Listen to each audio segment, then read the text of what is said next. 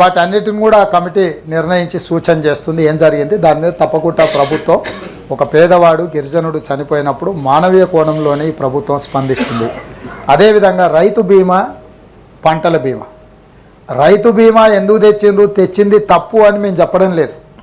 రైతు బీమా తెచ్చి చనిపోయిన వాళ్లకు మేము గొప్పగా 5 లక్షలు ఇచ్చినామని చెప్పుకుంటుంది. కానీ రైతు చనిపోకుండా మీరు చేపట్టవలసిన చర్యలు చేపట్టలేదు, మీరు బాధ్యత మర్చిపోయినరు. పంటల బీమా పథకాన్ని కూడా తెచ్చినుంటే రైతును చావకుండా మనం నిలువరించే వాళ్ళము, ఆ కుటుంబాలను ఆదుకునే వాళ్ళము అని చెప్పి నేను స్పష్టంగా చెప్పిన. ఇప్పుడు కూడా ఒకవేళ సభ్యులకు ఏమైనా అపోహలు ఉంటే పంటల బీమా పథకం తేవడం ద్వారా పెట్టుబడులు పెట్టడానికి అప్పులు చేసిన రైతులు చనిపోకుండా ఆపొచ్చు. పంటల బీమా పథకాన్ని మేము తెస్తాము. రైతు బీమా పథకాన్ని ఇంకా మెరుగుగా ఏ విధంగా అమలు చేయాలనో, నిర్దిష్టంగా పటిష్టంగా ఏ విధంగా అమలు చేయాలనో మా ప్రభుత్వం తప్పకుండా చర్యలు తీసుకుంటుంది. మీ వైపు నుంచి కూడా సూచనలు ఏమైనా ఉంటే ఇవ్వాల్సిందిగా సూచన చేస్తున్నాం. ఇక చివరగా నీళ్ళ గురించి, ప్రాజెక్టుల గురించి, తెలంగాణ రైతులకు చివరి ఎకరాకి ఆఖరి ఆయకట్టుకు నీళ్ళు ఇచ్చినామని మడికట్టు పదాలతోని ఇంకెంతకాలం తెలంగాణ ప్రజల్ని మభ్యపెడతారని నేను అడుగుతున్నా అధ్యక్ష. నేను ఎక్కువ లోతుకు వెళ్ళదలుచుకోలే. 1,50,000 కోట్లతో ప్రతిపాదనతో 1,02,000 కోట్లు ఖర్చు పెట్టి కట్టిన కాళేశ్వరంలో మేడిగడ్డ కుంగిపోయింది, అన్నారం పగిలిపోయింది. మన కళ్ళ ముందు సజీవ సాక్ష్యంగా అక్కడ కనిపిస్తున్నాయి. మన పనితనంలో ఉన్న గొప్పతనం. ఇసుక మీద కట్టిన ఇసుక కదిలింది, మేడిగడ్డ కుంగింది అన్నారు. అసలు ఇసుక మీద బ్యారేజీలు కట్టే టెక్నాలజీ ఈ భూప్రపంచం మీద ఎక్కడుందో నాకైతే తెలియదు అధ్యక్ష. మేము నాగార్జున సాగర్ కట్టినాము, మేము శ్రీశైలం కట్టినాము, మేము జూరాల కట్టినాము, మేము శ్రీరామ్ సాగర్ కట్టినాము. ప్రకృతి వైపరీత్యాలకు దశాబ్దాలుగా నిటారుగా నిలబడే అన్ని వైపరీత్యాలను తట్టుకొని నిలబడ్డ ప్రాజెక్టులు అక్కడ కళ్ళ ముందు సజీవంగా ఉన్నాయి. కానీ 3 ఏళ్లలోనే కట్టిన మేడిగడ్డ కుంగిపోయి అన్నారం పగిలిపోయిన తర్వాత కూడా ఇంకా మేము గొప్ప ప్రాజెక్టులు కట్టినామని చెప్పుకోవడం తగ్గిస్తే బాగుంటుంది. శాసనసభ సమావేశాలు పూర్తయిన తర్వాత ఒక మొత్తం సభ్యుల బృందాన్ని గతంలో ఈ ప్రాజెక్టులు పూర్తి చేసినప్పుడు గ్రామాలలో బస్సులు పెట్టి ఈ ప్రాజెక్టుల దగ్గరికి పర్యటనకు రైతులందరినీ పంపించాను. నేను మొట్టమొదట అందరి సభ్యులకు మా శాసనసభ లెజిస్లేటివ్ అఫేర్స్ మినిస్టర్ గారి ప్రాంతం అది, వారిని నేను అనుమతి అడుగుతున్నాను. ఎందుకనంటే ఆ మేడిగడ్డ వారి సొంత శాసనసభ నియోజకవర్గంలోకి వస్తుంది. మాకందరికి కూడా అక్కడ చిన్న చిన్న ఛాయ్ భోజనం లాంటి వసతులు ఏర్పాటు చేయండి. అటు అసెంబ్లీలో ఉన్న ఎమ్మెల్యేలను, ఇటు శాసనమండలిలో ఉన్న సభ్యులందరినీ కూడా అక్కడ పర్యటనకు తీసుకెళ్తాను. ఏ విధంగా అది కుంగిపోయి ఎందుకు పనికి రాకుండా అయిపోయిందో మిమ్మల్ని అందరినీ తీసుకెళ్ళి చూపిస్తాము. మీరందరి సూచనల మేరకే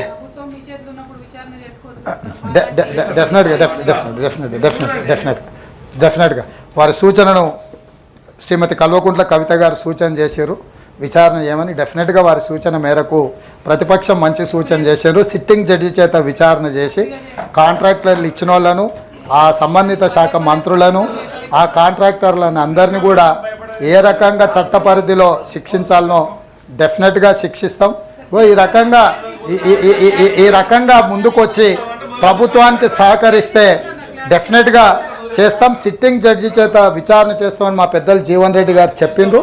నేను కూడా వారి సూచనను కూడా పరిగణలోకి తీసుకొని డెఫినెట్గా మేడిగడ్డ విషయంలో, అన్నారం విషయంలో సిట్టింగ్ జడ్జి చేత విచారణకు ఆదేశించి విచారణ చేపడతామని ఈ విషయం చెప్తున్నా అధ్యక్ష.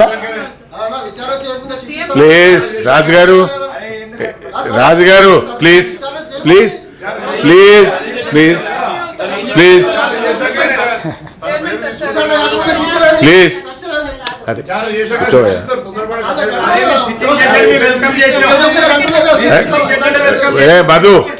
మధు గారు అక్కడ మాట్లాడుతున్నారు, కూర్చోవా. అక్కడ మాట్లాడుతుంది కదా. అదే మీరు అధ్యక్ష ధన్యవాదాలు. నేను పర్మిషన్ ఇస్తున్నానమ్మా. అధ్యక్ష I'm giving permission. Thank you sir, thank you ధన్యవాదాలు అధ్యక్ష. గౌరవ ముఖ్యమంత్రి వర్యులు పదే పదే చెప్పిందే చెప్తూ మేడిగడ్డలో కానీ అన్నారంలో కానీ చాలా ఘోరాలు జరిగిపోయినాయని చెప్తా ఉన్నారు అధ్యక్ష. వారి చేతిలో ప్రభుత్వం ఉన్నది. టెక్నికల్గా నిపుణులు చేయాల్సినటువంటి పని ఎమ్మెల్సీలను తీసుకుపోవడం, ఎమ్మెల్యేలను తీసుకుపోవడం అదే టూరిస్ట్ స్పాట్ కాదు కదా సార్. మేము చేసినటువంటి ప్రగతిని చూపించడానికి ఖచ్చితంగా తీసుకెళ్ళాం. ఇవాళ తప్పు జరిగితే తప్పు నిర్ధారించాల్సింది మనం కాదు, నిపుణుల ఆధ్వర్యంలో కమిటీలు వేయండి, ఖచ్చితంగా నిర్ధారించండి. ఏ పరీక్షకైనా సిద్ధంగా ఉంటాం, అందులో ఎటువంటి అనుమానం లేదు. Thank you sir. గౌరవ ముఖ్యమంత్రి గారు ప్లీజ్, ముఖ్యమంత్రి గారు చెప్తున్నారు కదా సార్. నేను అనేది ఏంటంటే ఇక్కడ ఉన్న సభ్యులకు కొన్ని అపోహలు ఉన్నాయి, కొన్ని అనుమానాలు ఉన్నాయి. నా సహచర సభ్యులకు అపోహలు అనుమానాలు ఉండొద్దు. ఈ ప్రభుత్వము పారదర్శకంగా నిష్పక్షపాతమైన విచారణకు ఆదేశిస్తుందని నమ్మకం కలిగించడానికి మేము వాళ్ళందరిని అక్కడికి తీసుకెళ్తామని అంటున్నాము. మిగతా సభ్యులకు అవకాశాన్ని కల్పిస్తే ఆ సభ్యురాలు గారికి ఏం అభ్యంతరమో నాకైతే తెలియదు. ఒకవేళ వాళ్ళ పార్టీ విధానమే ఇదైతే వాళ్ళ పార్టీ అధ్యక్షుడు ప్రకటిస్తే ఆ పార్టీ సభ్యులు రాకపోయినా సరే మిగతా పార్టీ సభ్యులందరినీ కూడా నేను తీసుకొని వెళ్తాను. ఏ విచారణ అయినా విచారణ తర్వాత విచారణలో తేలిన అంశాల ప్రాతిపదికన కారణం ఎవ్వరని తెలిసిన తర్వాతనే భారత రాజ్యాంగంలో శిక్ష ఉంటుంది.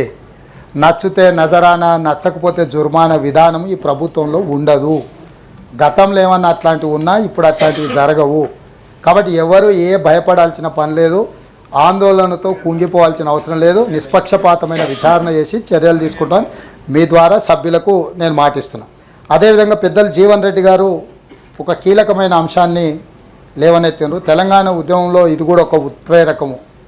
నిజాం ప్రారంభించిన చక్కెర కర్మాగారాలు రకరకాలుగా సమస్యలను ఎదుర్కొని మూతబడి హామీలు ఇచ్చిన వాళ్ళు కూడా అది అమలు చేయకపోవడంతో ఎన్నికలలో చేదు అనుభవాలు చూసి వీటన్నిటిని చూసినాం. నా పాదయాత్ర సందర్భంగా అక్కడ రైతులను వారి నాయకత్వంలో కలిసినాము. మా ప్రభుత్వము నిజాం చక్కెర కర్మాగారాలను తిరిగి ప్రారంభించడానికి కట్టుబడి ఉన్నది. ఈ విషయంలో ఎలాంటి సమస్యలు అడ్డంకులు రాకుండా ఉండడానికి డెఫినెట్గా ఆఫీసర్స్ కమిటీ అదేవిధంగా మినిస్టర్స్తో కూడుకున్న ఒక కమిటీని వేసి వాళ్ళ నుంచి నివేదిక తెప్పించి ఆ నివేదిక ద్వారా వారు ఇచ్చిన సూచనల మేరకు తప్పకుండా తిరిగి ప్రారంభిస్తాము. ఇది మా ప్రభుత్వం యొక్క గ్యారంటీ. గతంలో ఇచ్చినాం, ఇప్పుడు కూడా ఆ గ్యారంటీకి కట్టుబడి ఉన్నాం. మేనిఫెస్టోలో కూడా మేము స్పష్టంగా చెప్పినాం. అదేవిధంగా ఎంఐఎం సభ్యులు చాలా విషయాలు ప్రస్తావించారు. నేను తప్పకుండా मैं गुजारिश करता हूँ मेरा साथियों से, एमआईएम पार्टी वहाँ पर भी अकबरुद्दीन ओवैसी जी बहुत सारे मुद्दे उठाए. वहाँ पर फिर क्लैरिफिकेशन में बोलने के लिए मुझे ज़्यादा मौका नहीं मिला. यहाँ पर भी डबल बेडरूम के और गरीब के जो माइनॉरिटी कॉरपोरेशन में चेक दिए बाउंस हो गए. हम पहले से यही बोल रहे हैं, ये नकली सरकार है, नकली चेक देने में माहिर है. वही सरकार मैं बोल रहा हूँ. जो सरकार भाई चेक कौन दिए? नहीं आप लोग समझ रहे नहीं. चेक किसने दिए? जो नकली चेक किसने दिया? हम थोड़ी दिए. मैं इसीलिए बार बार झूठे वादा करने वालों को ज़्यादा भरोसा मत करो, ऐसा दोस्ती गलत है बोल के मेरा साथियों को बार बार मैं गुजारिश किए. अभी नतीजा आप आंखों के सामने दिख रहा है. आप दोस्त समझकर गले मिलाया, वो नकली चेक दे के आपको धोखा दिए. इसीलिए मेरा माइनॉरिटी भाइयों से एक ही गुजारिश है, 4% रिजर्वेशन माइनॉरिटी वेलफेयर के लिए हम लोग दिए. माइनॉरिटी कॉरपोरेशन हम ही ने बनाए. आगे भी जो चेक्स आपको मिले बाउंस हो गए बराबर ज़रूर वो पूरा डिटेल मैं ले लेता हूँ. मेरा पेशी में भी एक माइनॉरिटी वेलफेयर को देखने के लिए एक आईपीएस सीनियर आईपीएस ऑफिसर को हमारा पेशी में हम ले लिए. आपको जो भी मुद्दा है अभी नहीं, कभी भी ज़रूरत पड़े तो 10 to 7 बजे तक, 10 बजे से लेकर 7 बजे तक वो दफ्तर में बैठेगा. आप लोग जो भी आम जनता के लिए, गरीब लोगों के लिए जो भी मुद्दा उठाए, यहाँ सरकार गरीब लोगों के लिए काम करने के हम तैयार है. अब जो भी लाए हम पूरा जो जो मुद्दे उठाए जो डबल बेडरूम के बाकी के चीज़ों में हम वेलकम कर रहे हैं। और ये ड्रग्स के बारे में आप जो खुल के हमको मदद दिए, मैं भी धन्यवाद देना चाहता हूँ, क्योंकि ऐसे कामों में ये सब सारे राजनीति के बारे में ये चर्चा करने का समय नहीं है। आप लोग जो खुल के आप आगे आए, हम भी आपके साथ लेकर, क्योंकि ये एराडिकेट करना बोले तो हैदराबाद शहर में ज़्यादा से ज़्यादा केसेस यहाँ ही हो रहे हैं। हैदराबाद शहर में जितने सारे इलेक्टेड रिप्रेजेंटेटिव है, सबके साथ लेकर मैं आगे चलना है। आपका भी मदद मैं ज़रूरी लेता हूँ। मेरे ऑफिसरों को भी मैं बोल देता हूँ कि आपसे अगर कुछ भी मदद ज़रूर पड़े, कोई बंदा उधर के इधर के कहीं के रहा तो, आप लोगों का जान पहचान कभी रहा तो पुलिस हवाला करने के लिए आपका भी हम मदद ले लेंगे। बोलते बोलते सर, अभी बहुत सारे हैं। अभी क्लैरिफिकेशन के बारे में जो वो मुद्दा उठाया वो बात करेंगे।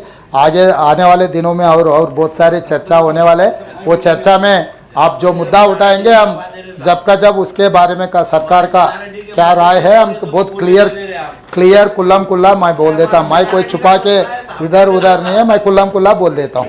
मेरा आदत है, किसी को वो डरा है जैसा, धमका है जैसा, ऐसा कुछ होता है। मेरा टोन वैसे है, क्योंकि मैं गांव से आया। गांव के जो आदमी जो बोलने का ढंग रहता है, मैं किसान का बेटा हूँ, तो इसीलिए मेरा ढंग ऐसा है कि मैं अमेरिका में जाके इंग्लिश में नहीं पढ़ा।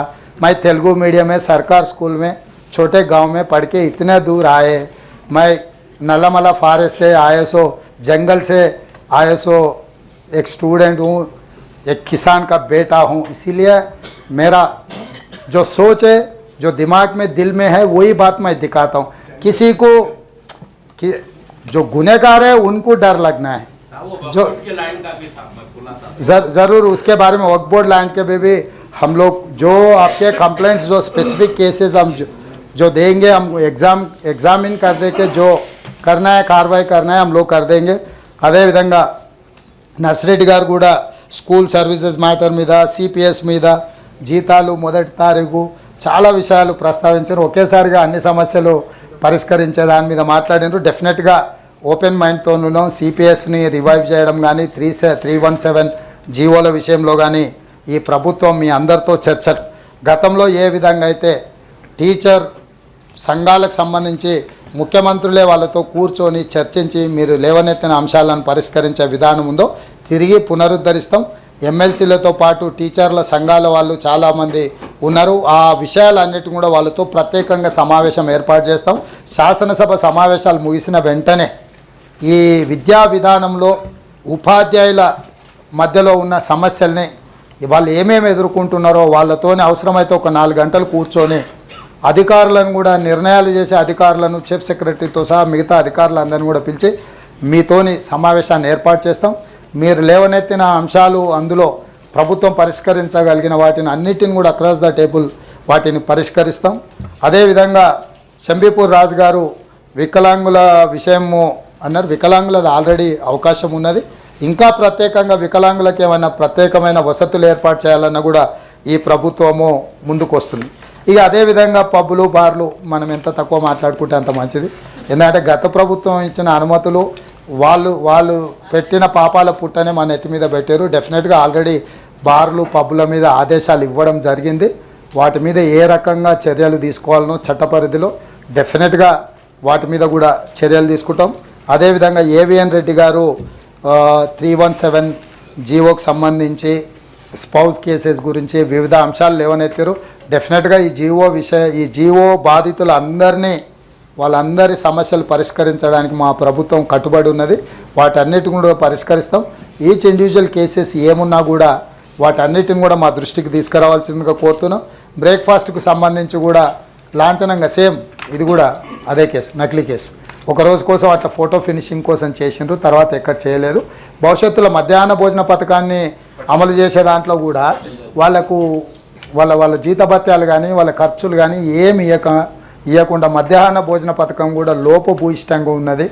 వాటిని ఈ బ్రేక్ఫాస్ట్కు సంబంధించిన అంశాలను కూడా వీటన్నిటిని కూడా ప్రత్యేకంగా చర్చ చేసుకొని ఆ సమస్యలను లోతు తెలుసుకొని వాటిని కూడా పరిష్కరిస్తాం. అదేవిధంగా రఘోత్తమ్ రెడ్డి గారు లేవనెత్తిన హెల్త్ కార్డు ఇతర విషయాలు కూడా చెప్పిండ్రు. ఇవన్నీ ప్రభుత్వం మీకు తెలుసు 7 తారీఖు నాడు మేము బాధ్యత తీసుకున్నాం. 10 రోజులు కూడా కాలేదు. ఇప్పటికే చాలా విషయాలను సమీక్షిస్తున్నాం, చాలామందిని కలుస్తున్నాం, చాలామందితో మాట్లాడుతున్నాం. రోజుకు 18 గంటలు సమస్యల పరిష్కారం కోసం మేము సమయాన్ని ఇస్తున్నాం. తప్పకుండా ఈ విషయాలను అన్నిటిని కూడా ఒక్కసారి శాసనసభ సమావేశాలు ముగిస్తే మాకు కొంత సమయం దొరుకుతుంది. మా మంత్రులందరూ కూడా సచివాలయంలో అందుబాటులో ఉంటారు. మేము రాబోయే రోజుల్లో ఖచ్చితంగా వారంలో 3 రోజులన్న సచివాలయంలో మా మంత్రులందరూ కూడా విజ్ఞాపన పత్రాలు లేకపోతే రిప్రజెంటేషన్స్ తీసుకోవడానికి సంబంధిత శాఖల మంత్రులందరికీ కూడా మేము నిర్ణయం తీసుకొని సచివాలయంలో అందుబాటులో ఉంటాం. సాయంత్రం 4 నుంచి 6 గంటల వరకు ఎవరు రావాలన్నా వచ్చి అనుమతి తీసుకొని ఆయా సంబంధిత శాఖ మంత్రులకు మీరు మీ దృష్టికి వచ్చిన సమస్యల్ని తెచ్చే విధంగా వాటిని పరిష్కరించడానికి శాయశక్తుల ప్రయత్నం చేస్తాం. ఏదేమైనా అధ్యక్ష, మీ నాయకత్వంలో ఈ సభ సజావుగా జరగాలని, సమస్యలకు పరిష్కారం చూపించాలని ఇక్కడ సభ నిర్వహించడం వల్ల చాలా సందర్భాలలో మంత్రులు ఇక్కడ జవాబు ఇవ్వడానికి కానీ లేకపోతే శాసన మండలి కొంత వివక్షకు లోనవుతున్నదన్న భావన సభ్యుల దృష్టికి వచ్చింది.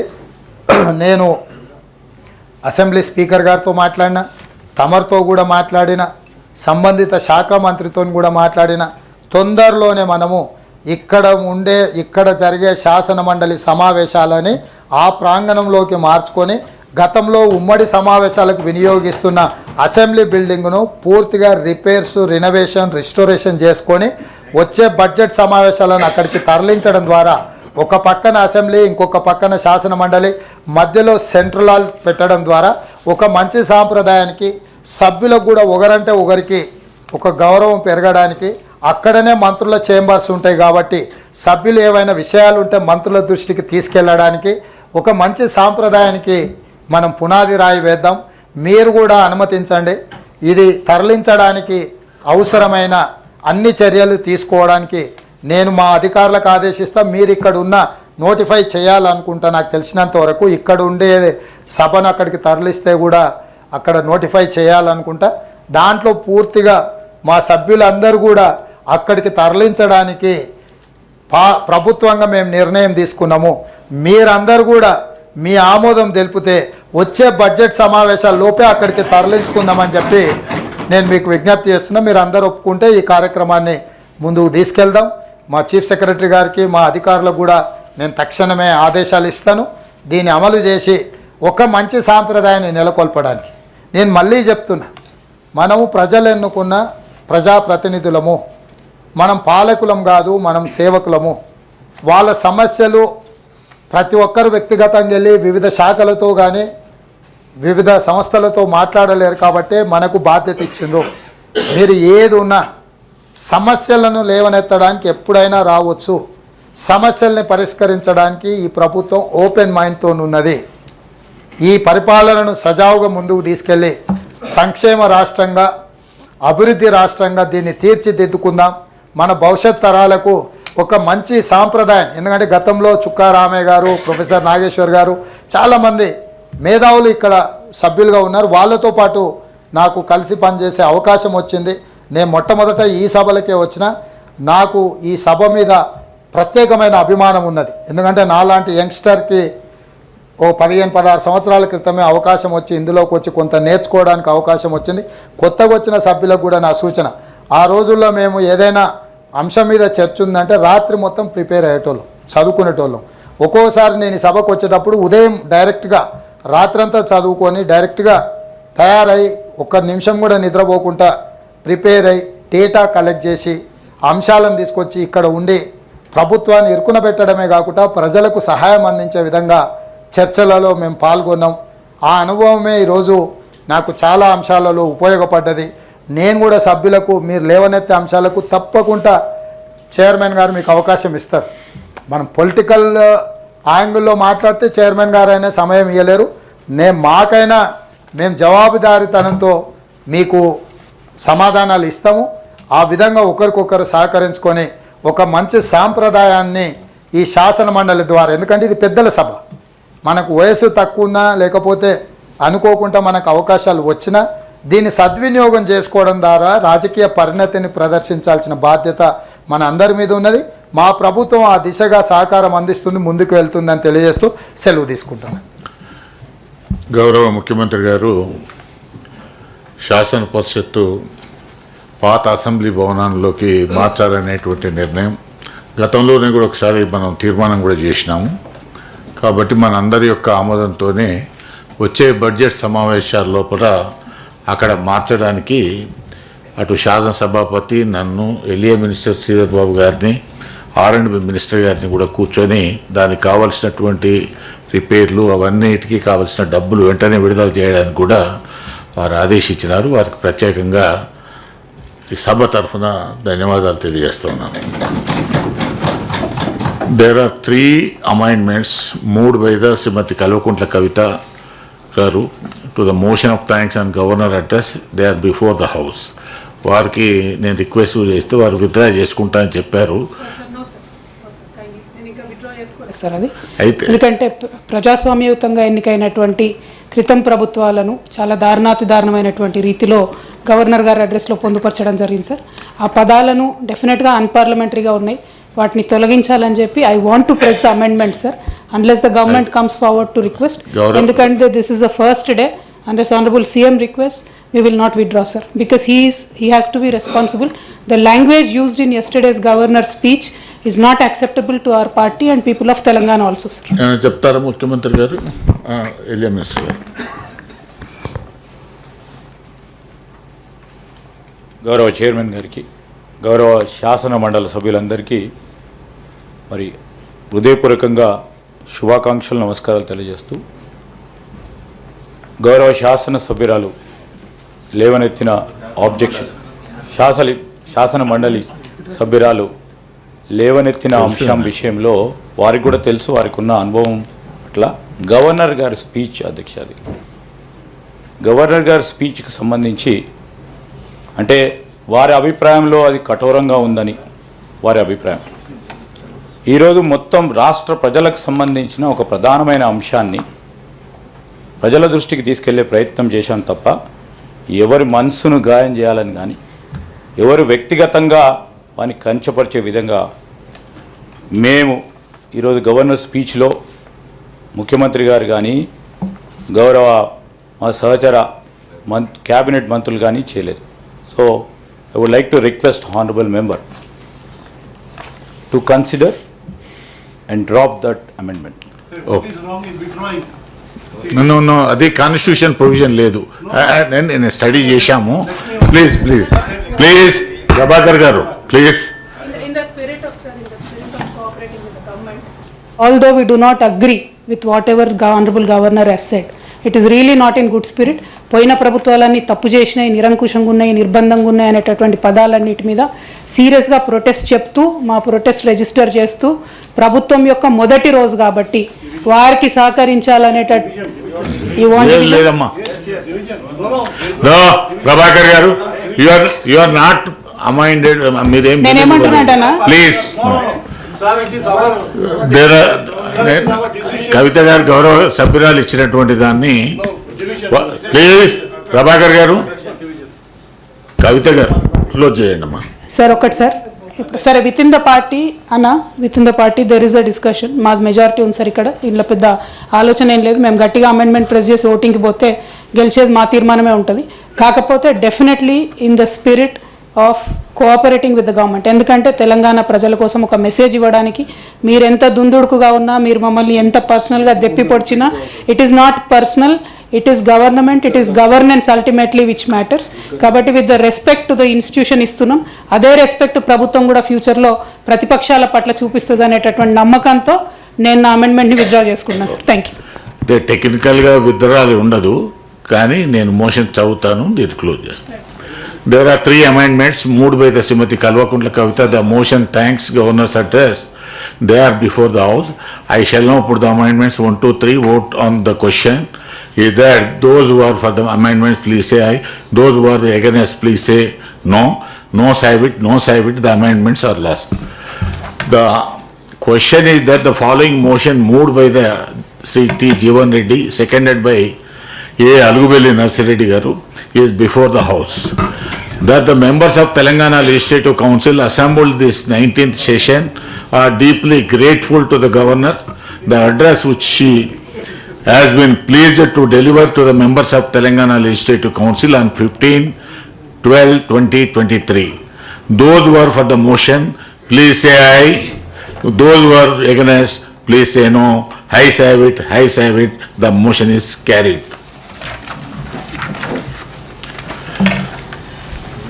Statistics of the council. Number of days for which the council is sat, 1. Number of hours to which the council worked, 7 hours. No speeches made by the members, 12. Number of speeches made by the members, 12. With the consent of the House is adjourned sine die.